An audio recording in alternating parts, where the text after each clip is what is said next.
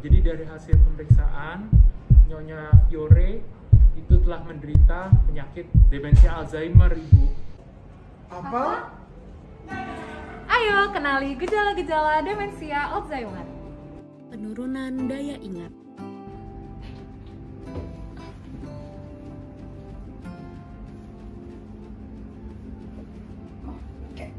Lihat kacamataku nggak? Nah itu di kepalamu apa? Kepala. Iya. Oh, ya, makasih ya.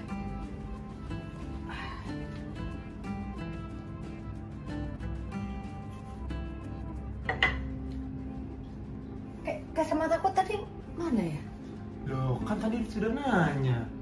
Itu loh di kepalamu loh. Oh, ya. Sulit fokus dan melakukan aktivitas sehari-hari lebih lama dari biasanya.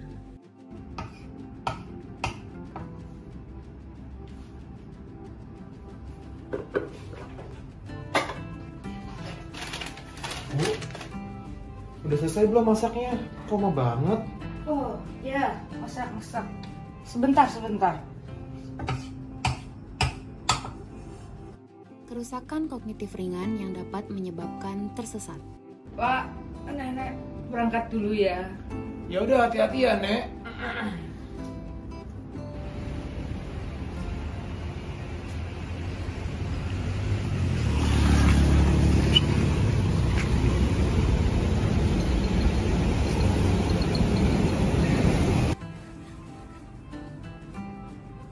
Kok nenek belum pulang ya?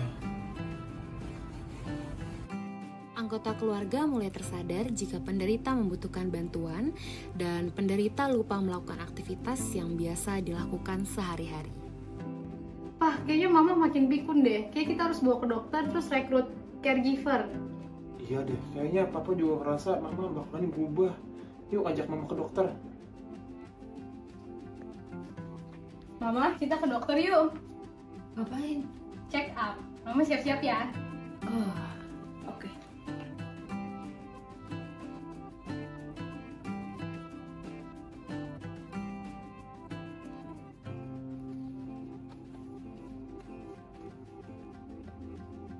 Udah, ayo. Loh, Bu, kok begitu sayangnya? Kenapa bagus?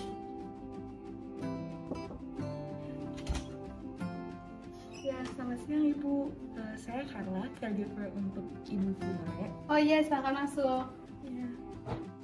Penderita mulai lupa dengan anggota keluarganya sendiri. Oma, ini minumannya. Oh, ya makasih anakku. Ma, ayo makan. Loh, kamu siapa?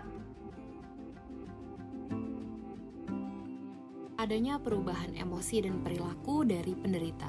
Aduh, kok nggak bisa dibuka sih? Aduh, gimana ya, Jar? Aduh, sakit. Ma, kamu kenapa, Ma? Kamu siapa? Ibu dibantuin. Jangan pegang aku.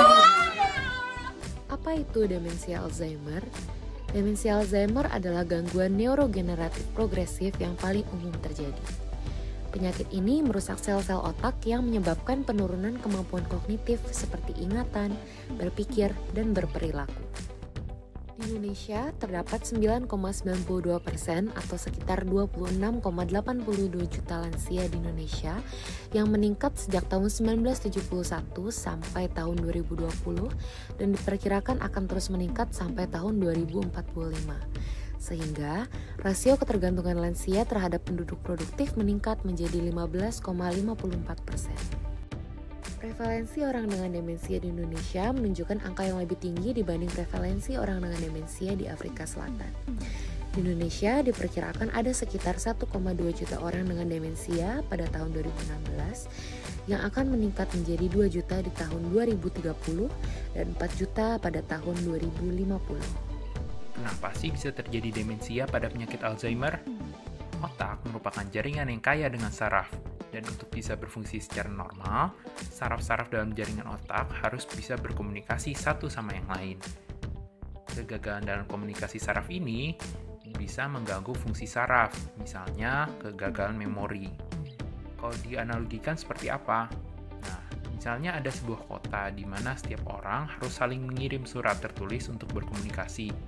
Kalau misalnya semua jalannya lancar, tidak ada hambatan, maka juga tidak akan ada masalah dalam berkomunikasi dari satu rumah ke rumah yang lain. Namun, jika sering terjadi hambatan, maka surat itu bisa tersesat atau tertunda. Seperti halnya gangguan komunikasi pada Alzheimer, di mana gangguan pada jalur otak ini bisa menyebabkan hilangnya ingatan dan kesulitan dalam mentransmisikan informasi. Faktor risiko demensia Alzheimer.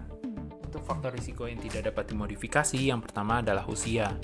Demensia Alzheimer yang early onset menyerang individu berusia kurang dari 65 tahun, sedangkan tipe late form onset menyerang individu dengan usia lebih dari 65 tahun.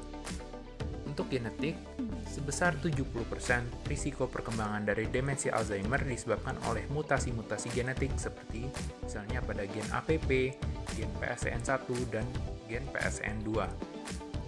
Kemudian untuk jenis kelamin, beberapa studi prevalensi menunjukkan bahwa prevalensi Alzheimer lebih tinggi pada wanita dibandingkan dengan pria. Faktor risiko yang dapat dimodifikasi yang pertama adalah perubahan cerebrovaskular. Perubahan cerebrovaskular seperti infark hemoragik, infark kortikal iskemik kecil dan besar, vaskulopati, dan perubahan cerebral white matter diketahui meningkatkan risiko demensia. Faktor risiko vaskular menyebabkan penurunan fungsi sawar darah otak dan penurunan aliran darah ke otak, yang mana dapat menyebabkan kerusakan saraf. Yang kedua adalah dislipidemia, atau peningkatan kadar kolesterol. Penelitian sebelumnya menunjukkan bahwa kadar kolesterol 10% lebih tinggi pada pasien dengan demensia dibandingkan dengan orang yang sehat. Hiperkolesterolemia juga dapat meningkatkan faktor risiko demensia karena terpengaruhnya sawar darah otak. Yang ketiga adalah hipertensi. Hipertensi menyokong terjadinya demensia Alzheimer, di mana dapat menyebabkan penurunan perfusi dan iskemia pada otak, sehingga terjadi disfungsi blood-brain barrier. Selanjutnya adalah perokok. Rokok dapat menyebabkan terbentuknya radikal bebas, stres oksidatif, dan dapat mencetuskan sitokin-sitokin proinflamasi pada sistem imun yang mengaktifkan fagositosis dan kerusakan oksidatif. Dan yang terakhir adalah stres. Penelitian pada model hewan menunjukkan bahwa demensia Alzheimer menunjukkan bahwa stres ditandai oleh HPA aksis yang menyebabkan peningkatan kortisol. Nah, banyak sekali bukan penyakit ini, maka dari itu penting sekali untuk kita deteksi dini demensia. Betul sekali. Alat screening yang dapat digunakan untuk mengenali adanya gangguan kognitif pada pasien demensia adalah seperti Montreal Cognitive Assessment atau MoCA, Mini Mental State Examination atau MMSE, dan Ascertain Dementia 8 atau AD8. Kuesioner AD8 ini adalah satu-satunya dari ketiga kuesioner ini yang dilakukan oleh anggota keluarga atau caregiver dari orang dengan gangguan demensia. Oke, selanjutnya adalah manfaat early diagnosis dari demensia. Yang pertama adalah early planning dan assistance. Jadi, keluarga dapat mengetahui terlebih dahulu tentang rencana biaya pengobatan, perencanaan apa aja pengobatan yang bisa didapatkan, dan juga terkait hukum-hukumnya.